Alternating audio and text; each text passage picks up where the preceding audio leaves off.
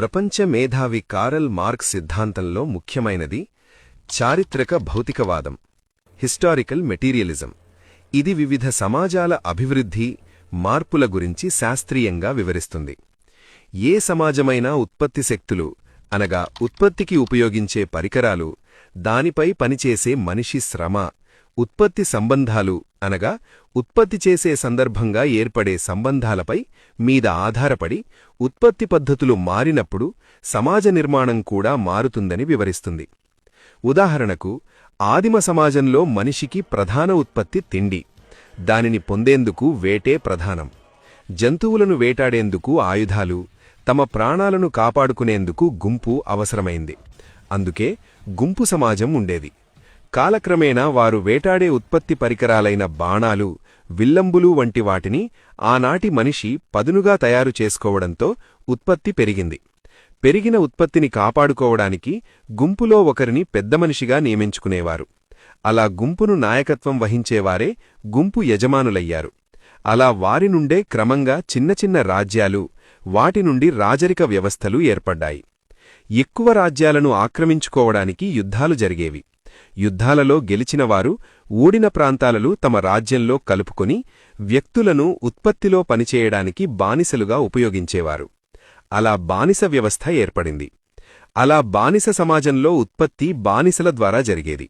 కొంతకాలానికి బానిసల తిరుగుబాట్లు చేయడం ఉత్పత్తికి ఆటంకంగా ఏర్పడింది. బానిసలను అణిచి ఉంచడం సాధ్యం కాకపోవడంతో వారిని ఉత్పత్తిలో భాగస్వామ్యం చేయడం కోసం బానిసలకు కూడా కొంత భూమి ఇచ్చి వ్యవసాయం చేయించేవారు. అయితే భూయజమాని భూమిలో మొదట పనిచేసిన తరువాతే వారి భూమిలో పనిచేసేవారు. అలా భూస్వామ్య వ్యవస్థ నడిచింది. ఈ వ్యవస్థలో చేతివృత్తులు అభివృద్ధి కావడం, వారు తయారుచేసిన వస్తువులను మార్పిడి కోసం ఉండిన వర్తక వ్యాపార వర్గాలు ఏర్పడటం, వారి ద్వారా కార్ఖానాలు, చిన్న పరిశ్రమలు అభివృద్ధి అయ్యాయి. అలా భూస్వామ్య వ్యవస్థలో వ్యాపారస్తులకు తయారైన సరుకులను అమ్ముకోవడానికి, లాభాలకు పోగేసుకోవడానికి రాజులు, భూస్వాములు, భూస్వామ్య వ్యవస్థ ఆటంకంగా ఏర్పడింది. దానితో పెట్టుబడిదారులు, కార్మికులు, రైతులు ప్రజలతో కలిసి భూస్వామ్య వ్యవస్థపై పోరాటం చేసి ఆ వ్యవస్థను రద్దు చేశారు. దాని తరువాత వచ్చిన పెట్టుబడిదారి వ్యవస్థ కార్మికులను పరిశ్రమలలో ఎక్కువ గంటలు పనిచేయించి వారి అదనపు శ్రమతో మరింత లాభాలను పోగేసుకోవడం మొదలుపెట్టారు.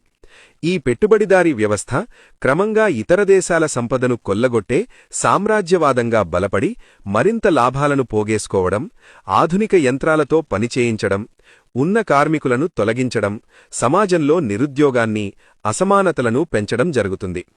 ప్రజల చేతుల్లో సంపద లేకుండా చేస్తున్న పెట్టుబడిదారీ వ్యవస్థ తను తయారుచేసిన వస్తువులు అమ్ముడుపోకపోవడంతో ఉత్పత్తి ఆగిపోతుంది. ప్రజలకు పని, యువతకు ఉద్యోగాలు లేకపోవడంతో పెట్టుబడిదారీ వ్యవస్థ సంక్షోభంలో పడుతుంది.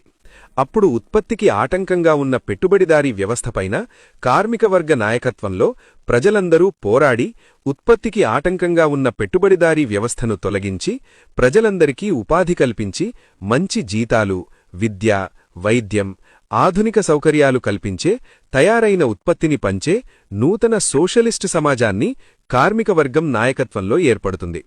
దాని ద్వారా కమ్యూనిస్టు వ్యవస్థ వస్తుంది.